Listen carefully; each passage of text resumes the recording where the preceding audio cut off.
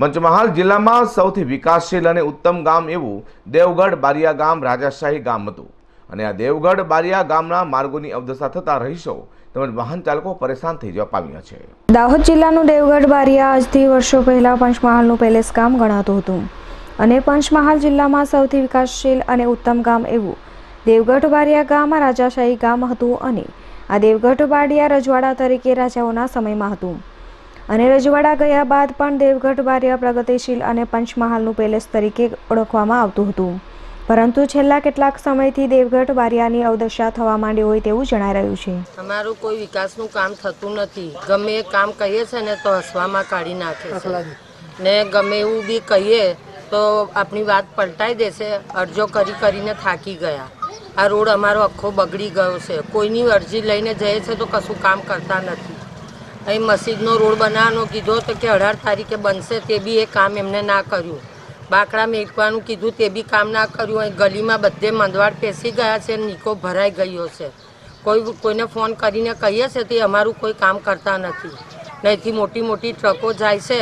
અમારા રોડની ખરાબી થઈ ગઈ છે, પબ્લિકને તકલીફ પડે છે। રમજાન મહિનો હતો, રમજાનમાં કીધું તો કોઈ અમારું કામ કર્યું ના અને કશું કામ સાંભળ્યું ના। ચારું બાજુ ગંદકી ફેલાયેલી રહેશે। બીમાર માણસો પડતા જાય છે, કહીએ છે તો કશું સાંભળતા નથી। પાણી બી આવે છે તો બિલકુલ ગંદુ પાણી આવે છે। ફિલ્ટર રાખ્યું છે તો ફિલ્ટર શા કામનું? જ્યારે કે એમને ફિલ્ટરનું કામ એ કરાયું, ઉદ્ઘાટન કર્યું તો ફિલ્ટરવાળું પાણી એ લોકોને આપવું જોઈએ ને પાણી ના આપે તો પછી માણસો બીમાર પડે, માણસો જાય કઈ? ચારું બાજુ અમારા મહેલામાં બધા જ પબ્લિક અમને બોલતા કરતા આવે છે। આ બધી બાવળીઓને બધું છે, કશું સફાઈ કરાવતા નથી। એમનું જે હોય છે એમના ખિસ્સા ભરતા જાય છે ને અમારું કોઈ પબ્લિકનું કામ સાંભળતા નથી। આટલા વર્ષો તમને 4 વર્ષ લાગી આ રોડ પાસ કરાવતા? એવું તો નથી કે આ રસ્તો માત્ર શોભાના ગાંઠિયા સમાન શોભા બનાવવા દેવામાં આવે। 10 વિકાસની વાત કરે છે આ મંત્રી સાહેબ, શેનો વિકાસ કરનાર છો ને મને ખબર નથી પડતી। રોડના ઠેકાણા નથી, પ્રાથમિક જે સુવિધા છે એ જનતાને મળતી નથી અને ઉપરથી તમે કોઈ લોકો વિકાસ કર્યો। એક રોડ તો બનાવી નથી શકતા આટલા વર્ષોમાં। 4 વર્ષ કઈ રીતે લાગે મને ખબર નથી પડતી મંત્રી સાહેબ। ચૂંટણી આવે છે ખાલી દેખાવ જ નથી કર્યો? ચૂંટણી આવે છે અમને દેખાવ કરવો છે, દેખાવ કર્યો જેવું જ છે। આ બધી ગાડીઓ અહીં રોડ હાલત દેખો તમે, દેવગઢવાડીની હાલત શું કરી છે। 10 સાલ લોકો માજી મહિનાની નામ આનાથી પિક્ચર આનાથી પિક્ચર આવે છે।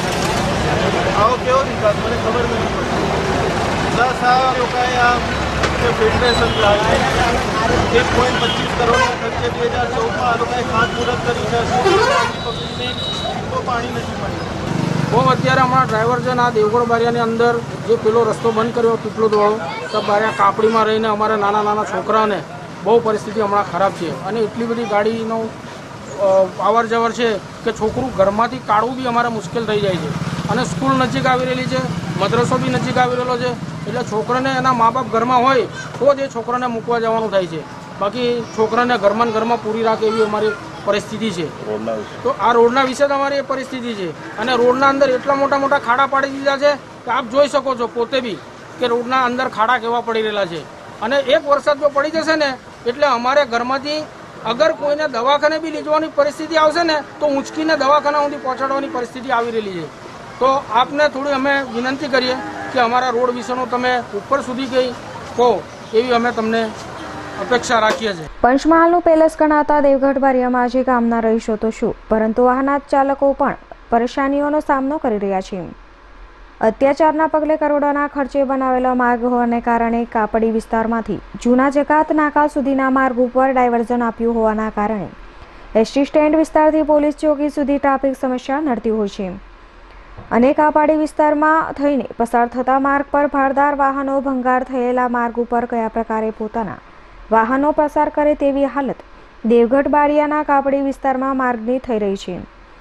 દેવગઢ બારિયા વિસ્તારનો માર્ગ ભરચક વિસ્તાર અને રહીશોની અવરજવર હોવાને કારણે આ વિસ્તારના રહીશોના બાળકોને અકસ્માત નડે તેવો પણ ભય આ વિસ્તારના રહીશોને સતાવી રહ્યો છે।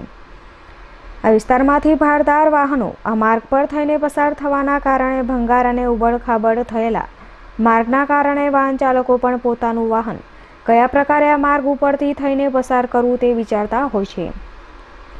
પરંતુ વાહન ચાલકોની હાલત એવી થઈ ગઈ છે કે જાય તો જાય કહા, કારણ કે આ માર્ગ સિવાય કોઈ માર્ગ છે જ નહીં, જેના કારણે ના છૂટકે વાહન ચાલકો આ માર્ગ ઉપર થઈને પોતાના વાહનો પસાર કરતા હોય છે અને નાના વાહન ચાલકો પણ પોતાના વાહનો ના છૂટકે વાહનને નુકસાન થતું હોવા છતાં પોતાનું વાહન પસાર કરતા હોય છે.